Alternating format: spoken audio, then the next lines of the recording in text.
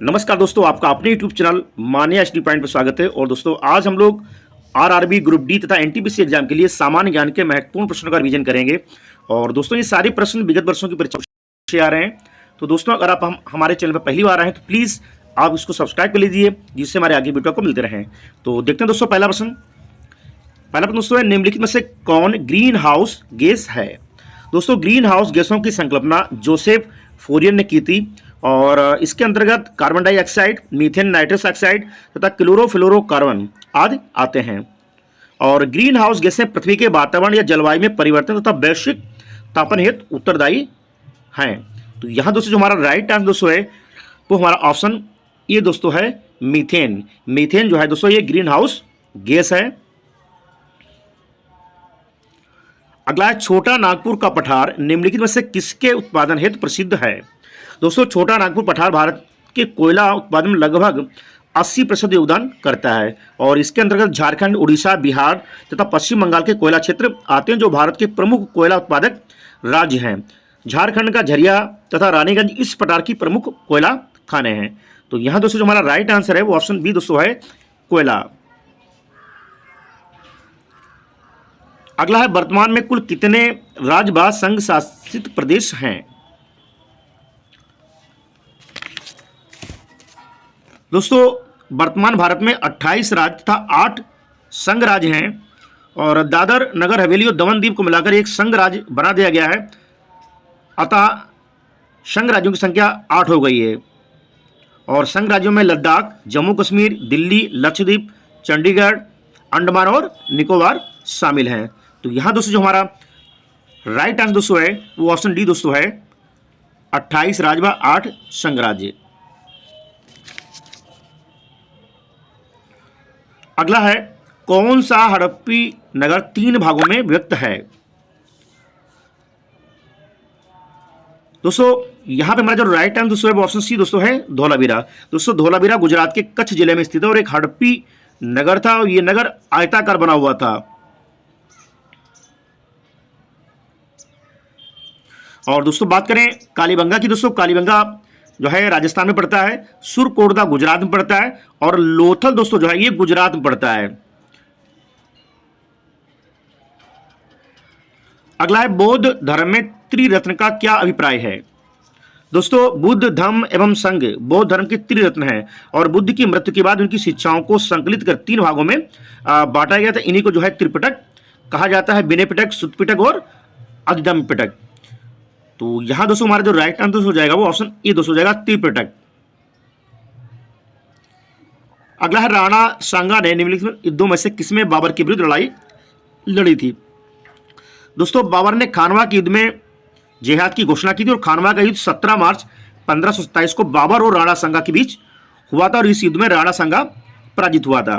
तो यहां दोस्तों हमारा जो राइट आंसर दोस्तों हो जाएगा वो ऑप्शन बी दोस्तों हो जाएगा खानवा का युद्ध। अगला है, दिल्ली के लाल किले में मोती मस्जिद का निर्माण किसने किया था।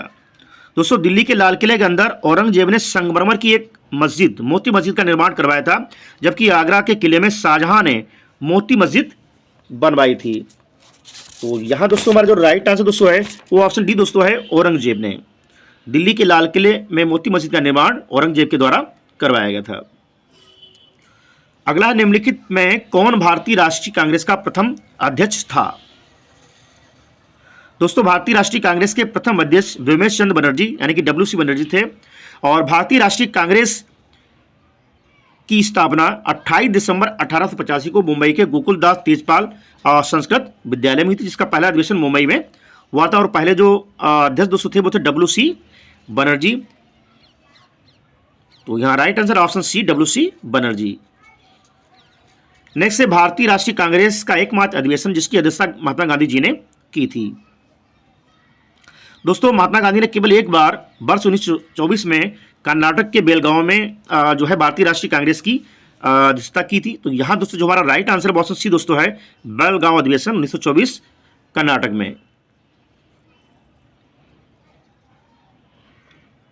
अगला है, India from Curzon to Nehru and after लेखक कौन है। India from Curzon to Nehru and after का पुस्तक का लेखक कौन है। दोस्तों इस पुस्तक के लेखक दोस्तों जो है दुर्गादास जी हैं, तो राइट आंसर ऑप्शन है दुर्गादास। अगला दोस्तों, ऑपरेशन पोलो किससे जुड़ा हुआ है? दोस्तों हैदराबाद रियासत की सैनिक कार्रवाई के दौरान ऑपरेशन पोलो चलाया गया था और यह ऑपरेशन 13 सितंबर से 18 सितंबर 1948 के मध्य चलाया गया था। तो यहाँ राइट आंसर दोस्तों हमारा वो ऑप्शन डी दोस्तों है, हैदराबाद राज्य में सैनिक कार्रवाई से। अगला है, किसने कहा था कि संविधान सभा कांग्रेस थी और कांग्रेस भारत था? दोस्तों संविधान सभा कांग्रेस थी और कांग्रेस भारत था, यह वक्तव्य पद्मश्री पुरस्कार प्राप्त इतिहासकार ग्रेनविले ऑस्टिन का था। तो यहां दोस्तों जो हमारा राइट आंसर दोस्तों है वो ऑप्शन ए दोस्तों है ऑस्टिन का। अगला है, भारतीय संविधान का छुआछूत उन्मूलन से संबंधित अनुच्छेद कौन सा है? दोस्तों संविधान के अनुच्छेद 17 द्वारा अस्पृश्यता या छुआछूत का उन्मूलन किया गया है। तो यहां दोस्तों जो हमारा राइट आंसर दोस्तों है वो ऑप्शन बी दोस्तों है अनुच्छेद 17।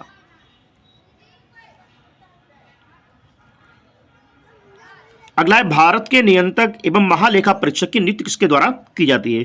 दोस्तों भारतीय संविधान के अनुच्छेद 148 फर्स्ट के अनुसार भारत के नियंत्रक एवं महालेखा परीक्षक की नियुक्ति भारत के राष्ट्रपति के द्वारा की जाती है और यह भारत सरकार के लेखों का लेखा परीक्षण कर अपनी रिपोर्ट जो है राष्ट्रपति के सामने प्रस्तुत करते हैं। तो यहां दोस्तों जो हमारा राइट आंसर दोस्तों है वो ऑप्शन ए दोस्तों है, राष्ट्रपति के द्वारा अनुच्छेद 148 फर्स्ट के द्वारा जो है भारत के नियंत्रक एवं महालेखा परीक्षक की नियुक्ति की जाती है।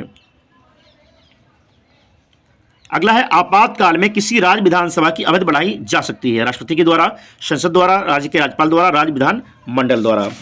दोस्तों संविधान के अनुच्छेद 172 फर्स्ट के अनुसार आपात उद्घोषण की प्रवर्तन की अवस्था में संसद विधि द्वारा किसी राज्य विधानसभा की अवधि एक बार में 1 वर्ष के लिए बढ़ाई जा सकती है। तो दोस्तों यहां जो हमारा राइट आंसर दोस्तों है मोर ऑप्शन बी दोस्तों है, संसद के द्वारा आपातकाल में किसी राज्य विधानसभा की अवधि बढ़ाई जा सकती है। अगला है, पंचायती राज की अनुशंसा किसने की थी?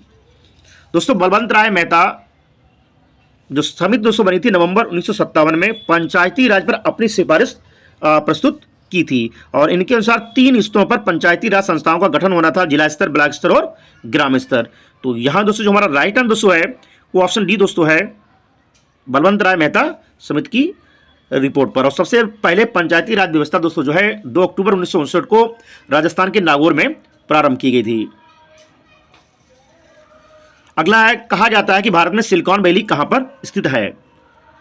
दोस्तों बंगलुरु को जो है भारत की सिलिकॉन वैली कहा जाता है और ये कंप्यूटिंग हेतु ये शहर पूरे विश्व में प्रसिद्ध है। तो यहां दोस्तों जो राइट आंसर है वो ऑप्शन ए दोस्तों है बंगलुरु।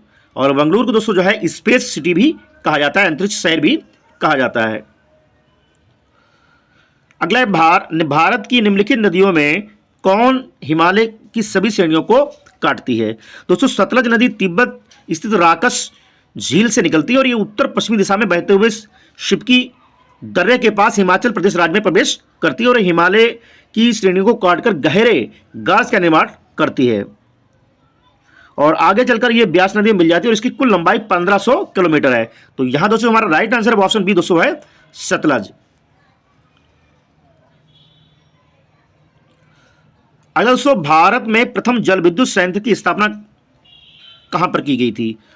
दोस्तों भारत में प्रथम जल विद्युत संयंत्र की स्थापना सर्वप्रथम 1897 में पश्चिम बंगाल के दार्जिलिंग के निकट शिंद्रापोंग में हुई थी और दूसरा जल विद्युत संयंत्र वर्ष 1902 में कर्नाटक के शिव सुंदर में लगाया गया था और यह कावेरी नदी पर स्थित है। तो यहां दोस्तों जो हमारा राइट आंसर दोस्तों है वो ऑप्शन ए दोस्तों है दार्जिलिंग।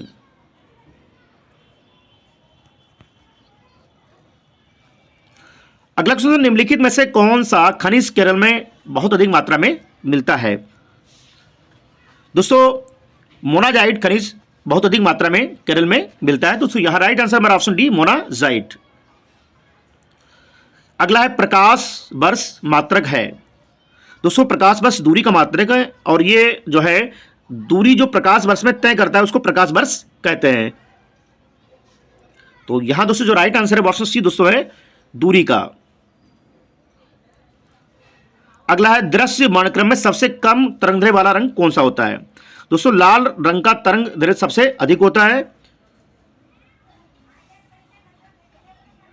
तो यहाँ दोस्तों जो हमारा राइट आंसर दोस्तों है वो दोस्तों ऑप्शन डी दोस्तों है बैंगनी रंग। बैंगनी रंग का जो है तरंगदैर्घ्य सबसे अधिक होता है और लाल रंग का जो है सबसे अधिक होता है। अगला है कुडनकुलम तमिल को जाना जाता है। दोस्तों कुडनकुलम तमिलनाडु में स्थित है, जिसे परमाणु बिजली घर के लिए भी जाना जाता है और यह रूस की सहायता से परमाणु विद्युत ग्रह स्थापित किया गया था। तो राइट आंसर दोस्तों ऑप्शन सी दोस्तों परमाणु बिजली घर के लिए कुडनकुलम जो है तमिलनाडु में स्थित और ये परमाणु बिजली के लिए जाना जाता है। अगर बात करें दोस्तों रावत भाटा की, रावत भाटा परमाणु ऊर्जा केंद्र जो है ये राजस्थान में है, केगा कर्नाटक में है, कुडनकुलम तमिलनाडु में है, काकतपारा गुजरात में है। और उत्तर प्रदेश की दोस्तों बात करें तो उत्तर प्रदेश में एकमात्र दोस्तों जो परमाणु ऊर्जा केंद्र है वो है नरोरा, जो उत्तर प्रदेश के बुलंदशहर जिले में स्थित है। और तारापुर की दोस्तों बात करें, तारापुर ये महाराष्ट्र में पड़ता है, भारत का पहला परमाणु ऊर्जा उत्पादन केंद्र। अगला दोस्तों है एजोला है एक,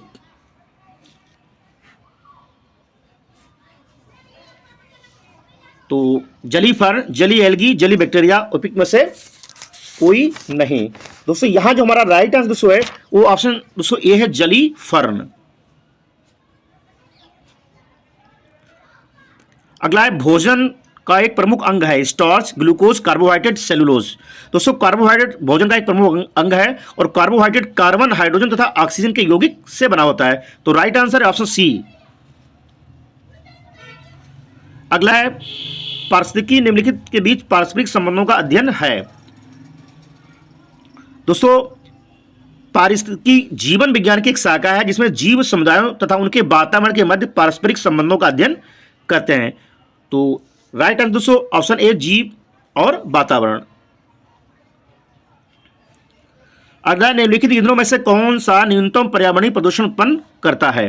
दोस्तों जब हाइड्रोजन हवा में जलती है तो यह ऑक्सीजन के साथ संयुक्त होकर जल का निर्माण करती है और इस प्रक्रिया में ऊर्जा बड़ी मात्रा में उन्मुक्त होती है। तो यहां दोस्तों जो हमारा राइट आंसर ऑप्शन सी दोस्तों है हाइड्रोजन। अगला है central arid zone research institute कहां पर स्थित है। तो यहां दोस्तों जो हमारा राइट आंसर दोस्तों है वो ऑप्शन बी दोस्तों है जोधपुर में, राजस्थान। अगला है सरसों के बीज के अपमिश्रक के रूप में सामान्यतः निम्नलिखित में से किसे प्रयोग में लाया जाता है। दोस्तों सरसों के बीज अपमिश्रक के रूप में सामान्यतः आर्गीमोन के बीज का प्रयोग किया जाता है और आर्गीमोन मैक्सिकाना मैक्सिको में पाई जाने वाली पोस्ते की एक प्रजाति है और सरसों के तेल में इसकी मिलावट से ड्रॉप्सी नामक महामारी फैल सकती है। तो यहां दोस्तों जो हमारा राइट आंसर है ऑप्शन ए दोस्तों आर्गीमोन के बीज। और अगला क्वेश्चन दोस्तों है निम्नलिखित में से किस प्रकार के वनों में अधिकतम पादप विविधता पाई जाती है। दोस्तों उष्णकटिबंधीय सदाबहार वन बायोम में जो है पादपों की सर्वाधिक प्रजातियां पाई जाती हैं। तो यहां दोस्तों जो हमारा राइट आंसर ऑप्शन डी दोस्तों है उष्णकटिबंधीय सदाबहार वन में जो है वनों की अधिकतम पादप प्रजातियां पाई जाती हैं। और अगला दोस्तों है किसानों के लिए किसान क्रेडिट कार्ड योजना कब लाई गई थी। दोस्तों किसान क्रेडिट कार्ड योजना का प्रारंभ 1998-99 में किया गया था। तो यहां दोस्तों जो हमारा राइट आंसर दोस्तों है वो ऑप्शन ए दोस्तों है 1998-99 में। अगला है निम्न में से किस एक से समावेशित विकास को बढ़ाने की आशा नहीं की जा सकती। दोस्तों समावेशित विकास समग्रता के साथ प्रगति की बहुआयामी अवधारणा है और इसमें बुनियादी सुविधाओं में सुधार के साथ शिक्षा, स्वास्थ्य और रोजगार को बेहतर अवसरों की उपलब्धता परिचित होती है और इसके साथ गरीबी को कम किया जाना इसका प्रमुख आयाम है। केवल राष्ट्रीय आय की ऊंची वृद्धि की दर से समावेशित विकास को बढ़ाने की आशा नहीं की जा सकती। तो यहां दोस्तों जो हमारा राइट आंसर दोस्तों है वो ऑप्शन ए दोस्तों राष्ट्रीय आय की ऊंची वृद्धि। अगला है भारत में गरीबी अनुमानों का आधार क्या है। दोस्तों योजना आयोग जिसकी स्थापना 15 मार्च 1950 को हुई थी, गरीबी रेखा से नीचे आदिवासी जनसंख्या की गणना हेतु विशेषज्ञ दल का गठन करता है जो राष्ट्रीय प्रतिदत्त सर्वेक्षण कार्यालय द्वारा एकत्रित उपभोग व्यय के आंकड़ों का इस हेतु उपयोग करता है। और भारत में गरीबी अनुमानों का आधार परिवार का उपभोग व्यय ही है। तो यहां राइट आंसर दोस्तों हमारा ऑप्शन सी दोस्तों है परिवार का उपभोग व्यय। अगला है उत्तर प्रदेश के पश्चात निम्न में से किस राज्य की जनसंख्या सर्वाधिक है। तो यहां दोस्तों जो हमारा राइट आंसर दोस्तों है वो ऑप्शन ए दोस्तों है महाराष्ट्र। उत्तर प्रदेश के बाद जो सर्वाधिक जनसंख्या वाला दोस्तों स्टेट है वो है महाराष्ट्र।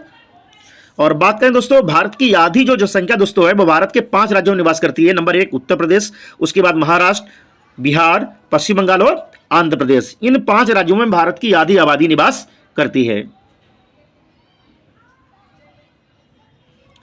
और लास्ट क्वेश्चन दोस्तों, भारत में कर्मचारियों के महंगाई भत्ते का निर्धारण का आधार क्या है?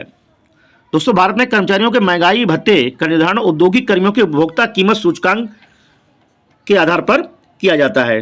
तो यहां दोस्तों जो हमारा राइट आंसर वो ऑप्शन बी दोस्तों है, उपभोक्ता कीमत सूचकांक, कंज्यूमर प्राइस इंडेक्स, सीपीआई। तो दोस्तों ये थे सामान्य ज्ञान के महत्वपूर्ण प्रश्न जो आने वाले आरआरबी ग्रुप डी तथा एनटीपीसी एग्जाम के लिए काफी लाभप्रद होंगे। अगर दोस्तों आप हमारे चैनल पर पहली बार आए तो प्लीज आप इसको सब्सक्राइब कर लीजिए, जिससे हमारे आगे वीडियो को मिलते रहें। मिलते हैं दोस्तों नेक्स्ट वीडियो में। Thank you.